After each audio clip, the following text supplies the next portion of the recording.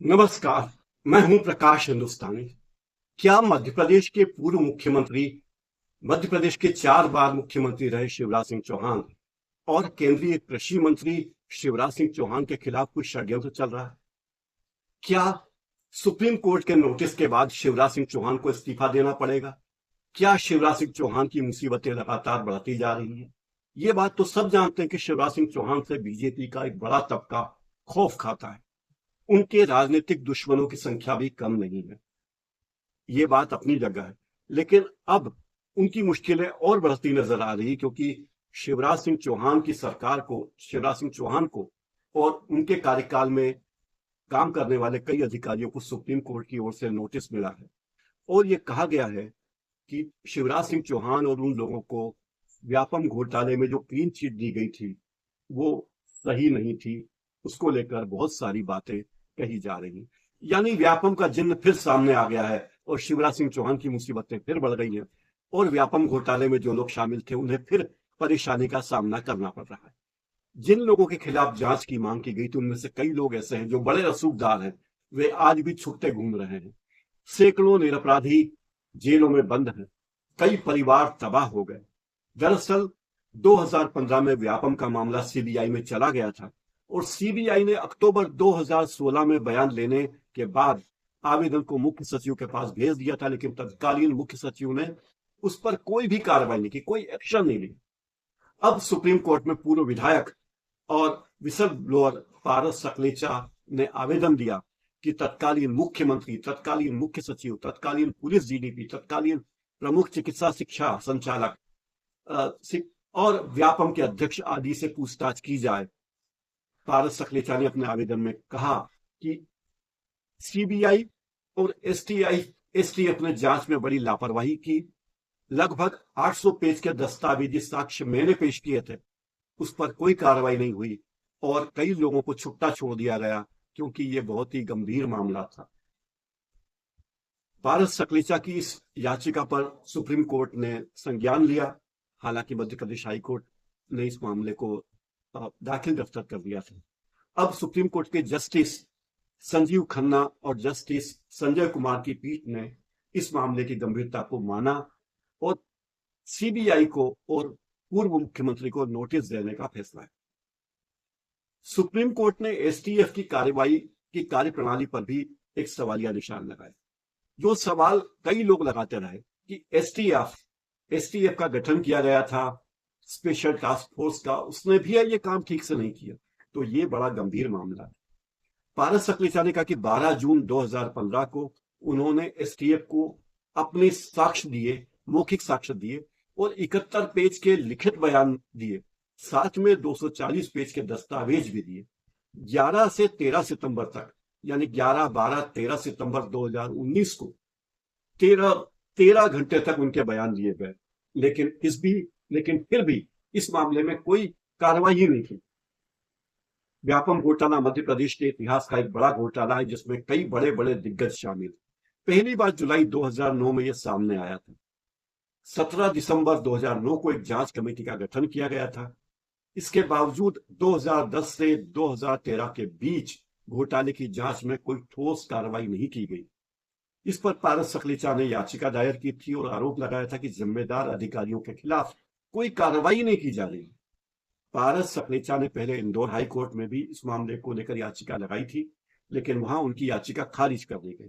उन्होंने बताया कि 11 दिसंबर 2014 को एसटीएफ को उन्होंने 350 पन्नों का एक आवेदन दिया था जिसमें उन्होंने इस मामले की गंभीरता को उजागर किया था, लेकिन फिर भी कोई कार्रवाई नहीं की गई क्योंकि कुछ लोगों के हित इसमें शामिल थे और जो लोग इसमें हितग्राही थे वे बड़े बड़े धंधेबाज थे, रसूखदार लोग थे, पॉलिटिशियन थे, बड़े बड़े कॉलेजों के मालिक थे, उद्योगपति थे, आदि आदि।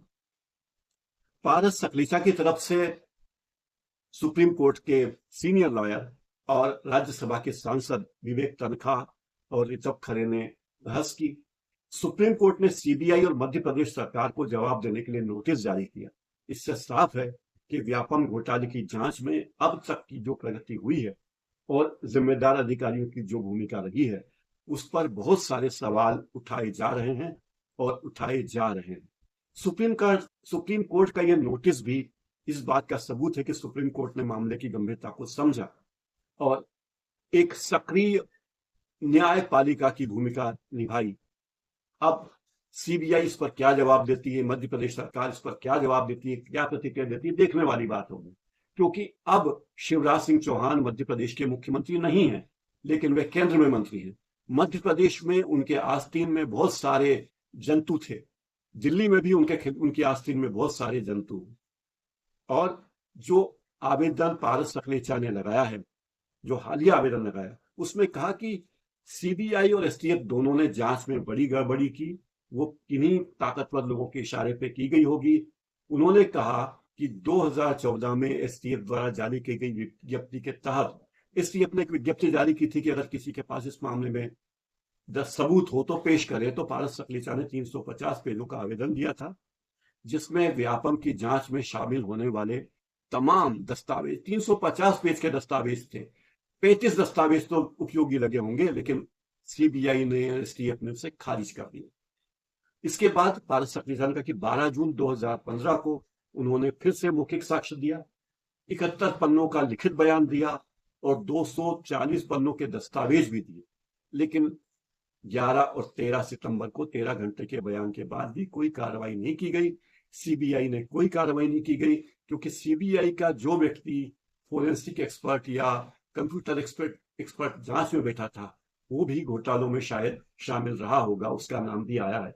तो ये बहुत ही गंभीर है। उस वक्त मध्य प्रदेश के मुख्यमंत्री थे शिवराज सिंह चौहान, और शिवराज सिंह चौहान चिकित्सा शिक्षा विभाग के इंचार्ज भी थे। तो मुख्य सचिव, पुलिस महानिदेशक, प्रमुख सचिव, ये सारे अधिकारी वो थे जिनकी जिम्मेदारी थी कि वे इस मामले की जांच में सक्रिय योगदान देते, मदद करते।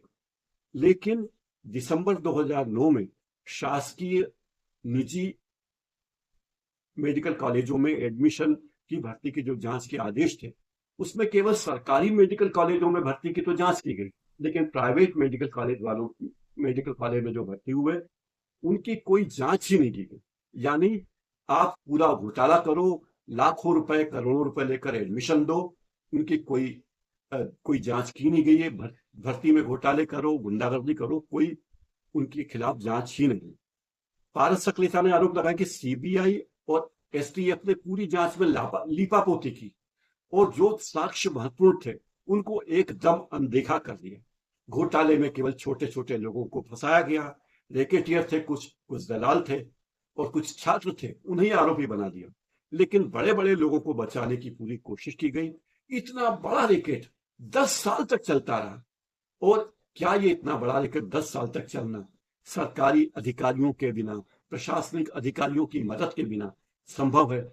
जबकि मामला सामने आ चुका है और फिर भी घोटाला अनवरत जारी है, अनवरत जारी रहा और 1 दशक से भी ज्यादा समय तक जारी रहा। पारस सकलेचा ने कहा कि मैंने मौखिक, लिखित सब कुछ साक्ष्य किए, लगभग 850 पन्नों के थे।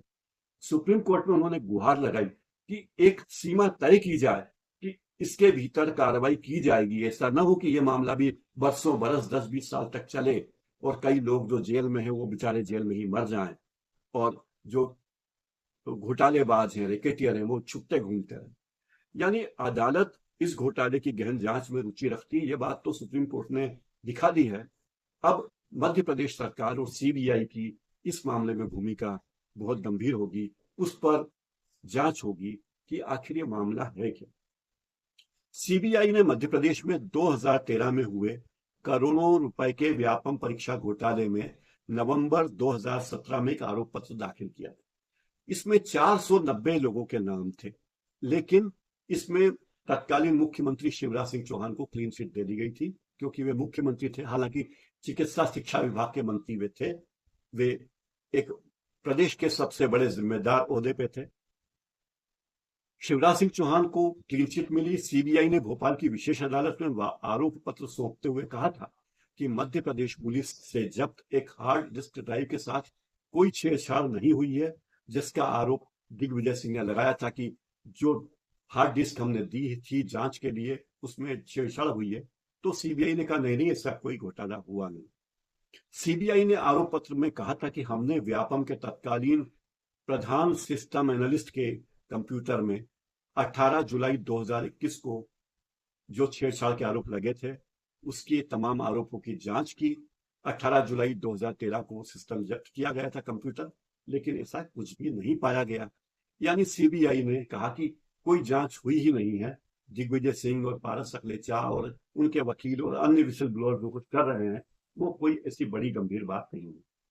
सीएफएसएल की रिपोर्ट के आधार पर एक दूसरा सबूत था, उसके आधार पर भी सीबीआई ने कहा कि नहीं, कोई छेड़छाड़ हुई ही नहीं है। और उन्होंने यथास्थिति के बारे में सुप्रीम कोर्ट में एक रिपोर्ट भी पेश कर दी थी।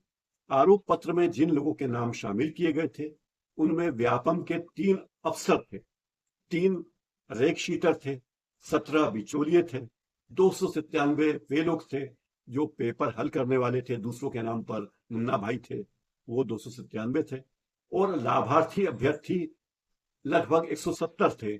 और उन बेचारे मेडिकल कॉलेज में पैसा देकर एडमिशन लेने वाले, बेचारे कह रहा हूं, हालांकि वो भी जिम्मेदार दोषी हैं, तो उनके अभिभावक थे, ये 170 थे। सुप्रीम कोर्ट के आदेश पर 2015 को इस मामले की जांच सीबीआई ने अपने हाथ में ली थी। ये सभी आरोप पत्र 2013 की पीएमटी से संबंधित थे। व्यापम द्वारा आयोजित परीक्षा में हुई सारी अनियमितता के मामलों में ये भी एक बड़ा मामला था जो बाद में बड़ा चर्चित रहा और जिसमें कई लोगों के वारे न्यारे हो गए। कई लोगों ने करोड़ों अरबों रुपए तक कमाए, 5 स्टार होटल खोल लिए, गोवा में होटल खोल लिए, इंदौर में होटल खोल लिए।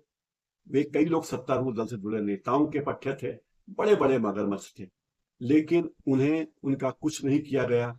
सुप्रीम कोर्ट के नोटिस से वो बच गए और आम आदमी बेचैन रहा। हाँ, 1-2 मगरमच्छ कुछ दिनों के लिए फंसे थे, लेकिन बाद में वे जमानत पर आ गए और कोरोना काल में वे अपने आप को साधु साबित करने में कामयाब रहे। मध्य प्रदेश पुलिस ने एसटीएफ यानी स्पेशल टास्क फोर्स बनाई थी। 2015 में सुप्रीम कोर्ट ने व्यापम केस की जांच सीबीआई को सौंपी थी। व्यापम इतना बदनाम हो गया था कि शिवराज सिंह चौहान की सरकार ने व्यापम को बंद कर दिया और फिर इसका नाम बदल के प्रोफेशनल एग्जामिनेशन बोर्ड कर दिया और फिर इसके संरचना में बदलाव किया और कहा कि ये तो एम्प्लॉय सिलेक्शन बोर्ड है, अब व्यापम नहीं है। तो व्यापम को लेकर जो बातें हुई है वो बहुत ही गंभीर बात है। दरअसल मेडिकल कॉलेजों में एडमिशन के लिए बड़ी मारामारी रहती है। जो लोग पैसे वाले हैं वे अलग अलग तरीकों से, दूसरे रास्तों से, पिछले दरवाजे से, पिछली गली से मेडिकल कॉलेज में प्रवेश पा जाते हैं। जो असली उम्मीदवार होते हैं उनकी जगह नकली उम्मीदवारों से परीक्षाएं ले ली गई थी, ऐसा भी आरोप। जिन लोगों से परीक्षा दिलवाई गई उनके आई कार्ड बदल दिए गए, नकल भी चली, रिकॉर्ड में उत्तर पुस्तिकाओं में हेरा फेरी की, उत्तर कुंजी को लीक किया गया, ऐसे बहुत सारे घोटाले किए गए। पहली एफआईआर इस मामले में छतरपुर जिले में 2000 में दर्ज की गई थी। सोचिए, 24 साल पहले। व्यापम घोटाले का पहला मामला तो 1995 में सामने आया था, लगभग 29 साल पहले, और एफआईआर दर्ज हुई 2000 में। यानी निरंतर निर्बाध ये घोटाला चलता रहा। 2004 में खंडवा जिले में 7 और मामले दर्ज हुए और प्रारंभिक जांच की गई, लोगों को पूछताछ के लिए बुलाया गया और बाद में इस मामले में 145 संदिग्धों पर नजर रखी गई, लेकिन उनमें से कई संदिग्ध आए ही नहीं, कई पकड़े ही नहीं गए। कोई कानपुर में था, कोई कहीं और था, किसी ने 4 लाख रुपए लेकर किसी और की जगह पीएमटी की परीक्षा दी, किसी ने 5 लाख रुपए लेकर किसी और की जगह परीक्षा दी और वो पास हो गए। तो जिस तरीके से घोटाले हुए वो घोटाले बहुत ही गंभीर हैं और ये पीएमटी की परीक्षा के घोटाले थे। आपको पता होगा कि पीएमटी के घोटालों में जो पैसे वाले होते हैं वो अपने बच्चों को प्राइवेट मेडिकल कॉलेजों में घोटाले के तहत एडमिशन करा देते हैं और जो अन्य वर्ग, पिछड़े वर्ग के लोग हैं, ओबीसी, एससी, एसटी, उनमें से कुछ लोगों का चयन सरकारी कॉलेजों में हो जाता है। कुछ सामान्य वर्ग के विद्यार्थी भी सरकारी मेडिकल कॉलेजों में प्रवेश पा जाते हैं। कई लोग ऐसे होते हैं जिनके पास जो इतने योग्य नहीं होते कि सरकारी मेडिकल कॉलेजों में प्रवेश पा जाएं और जिनके पास पैसे नहीं होते कि प्राइवेट मेडिकल कॉलेजों के लाखों करोड़ों की फीस दे सके, वो बांग्लादेश, चीन, यूक्रेन, रशिया, ऐसे देशों में मेडिकल कॉलेज की पढ़ाई करने चले जाते हैं। तो ये सारा मामला इसी तरह लेकर चलता है। इस देश में प्रतिभा है, लोग मेडिकल की पढ़ाई करना चाहते हैं, देश में डॉक्टरों की कमी है, लेकिन फिर भी सरकारी मेडिकल कॉलेजों के तंत्र को ऐसा बना दिया गया कि वहां योग्य लोगों को एडमिशन न मिले, जरूरतमंदों को एडमिशन न मिले, और उन लोगों को एडमिशन मिल जाए जो घोटालों में शामिल। इस मामले में कई गिरफ्तारियां भी हुई थी व्यापम घोटाले में। पूर्व तकनीकी शिक्षा मंत्री लक्ष्मीकांत शर्मा, उनकी गिरफ्तारी हुई। बाद में वे जेल में भी रहे कई लंबे समय तक, फिर वे जेल से छूटे और उनका स्वास्थ्य खराब हो गया, उनका स्वर्गवास हो गया। नितिन महिंद्रा नाम के एक व्यक्ति से एक एक्सेल शीट बरामद हुई थी, जिसमें निविदा शिक्षक भर्ती घोटाले के रूप में उन्हें आरोपी बनाया गया था, लेकिन बाद में लक्ष्मीकांत शर्मा को एसआईटी ने भी गिरफ्तार किया। एक ओपी शुक्ला थे, जो लक्ष्मीकांत शर्मा के ओएसडी थे, उन्हें भी इस घोटाले में गिरफ्तार किया गया था। एक सुधीर शर्मा थे, जो कभी लक्ष्मीकांत शर्मा के एसओडी थे, खनन व्यवसायी भी हैं सुधीर शर्मा, और कांस्टेबल भर्ती घोटाले में उन्होंने काफी गड़बड़ियां की थी, ये मामला भी है। एक निलंबित आईपीएस अधिकारी हैं आर के शिवहरे, उनकी गिरफ्तारी भी हुई थी। गिरफ्तारी से बचने के लिए फरार हो गए। फिर 21 अप्रैल 2014 को उन्होंने आत्मसमर्पण कर दिया था। वे पुलिस सब इंस्पेक्टर और प्लाटून कमांडर की परीक्षा में घोटाले में शामिल थे, आईपीएस थे। एक रविकांत द्विवेदी थे, संयुक्त संचालक थे राजस्व विभाग के। और व्यापम रैकेट के मुख्य सूत्रधारों में जिन लोगों का नाम होता है, उस गिरोह में एक जगदीश सागर का नाम है, एक डॉक्टर संजीव शिल्पकार का नाम है, और एक संजय गुप्ता का नाम है। ये लोग घोटाले में काम करते थे। इनमें से जगदीश सागर अभी जमानत पर हैं, वे भी जेल जाके आ चुके हैं। और 2013 की परीक्षा में डॉक्टर सागर ने 317, शिल्पकार ने 92 और संजय गुप्ता ने 48 अयोग्य उम्मीदवारों के नाम मेडिकल कॉलेज में प्रवेश के लिए दिए थे। इनके नाम नितिन महिंद्रा की एक्सेल शीट में मिले थे। ये रोल नंबर बाद में नकली उम्मीदवारों को दे दिए गए थे। जगदीश सागर के बारे में कहा जाता है कि उन्होंने अकेले ने 140 के करीब विद्यार्थियों को 2009 से 2012 के दौरान अवैध रूप से मेडिकल कॉलेजों में एडमिशन कराया। उन्होंने काफी हद तक उत्तर प्रदेश से नकली उम्मीदवारों की व्यवस्था की, और कहते हैं कि वो लंबे समय से, करीब 2 दशक से इसी तरह की व्यवस्था में शामिल थे। एक संजीव शिल्पकार थे, डॉक्टर संजीव शिल्पकार, वो जगदीश सागर के जूनियर थे, और उन्होंने कई दलालों, नकली उम्मीदवारों, बिचौलियों के माध्यम से अपने धंधे को अंजाम दिया।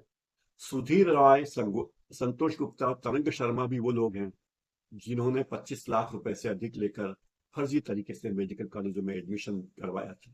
इन लोगों ने उज्जैन, शहडोल, सागर, रतलाम आदि कई शहरों में अपनी ब्रांचें खोल रखी थी, और कई ने बिहार में भी ऐसी ब्रांचें खोल रखी थी, और लोगों को बुला बुलाकर उन्हें फंसाते थे।